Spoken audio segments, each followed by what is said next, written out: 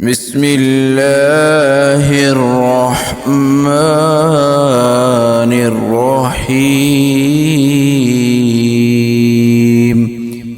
شروع کرتا ہوں اللہ تعالی کے نام سے جو بڑا مہربان نہایت رحم والا ہے۔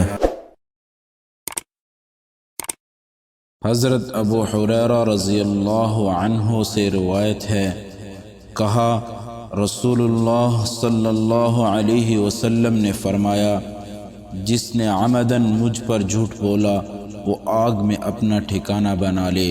صحیح مسلم حدیث نمبر 4۔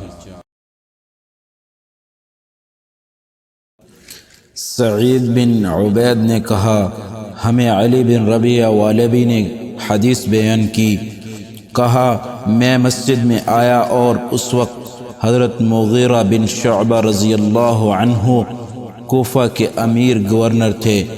مغیرہ نے کہا، میں نے رسول اللہ صلی اللہ علیہ وسلم سے سنا، آپ فرما رہے تھے مجھ پر جھوٹ بولنا اس طرح نہیں جیسے میرے علاوہ کسی ایک عام آدمی پر جھوٹ بولنا ہے۔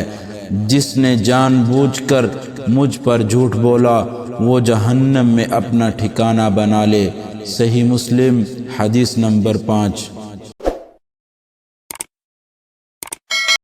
محمد بن قیس اسدی نے علی بن ربیعہ اسدی سے، انہوں نے حضرت مغیرہ بن شعبہ رضی اللہ عنہ سے، انہوں نے نبی کریم صلی اللہ علیہ وسلم سے اس طرح روایت کی، لیکن بلا شبہ مجھ پر جھوٹ بولنا اس طرح نہیں جیسے کسی ایک عام آدمی پر جھوٹ بولنا ہے کا جملہ بیان نہیں کیا۔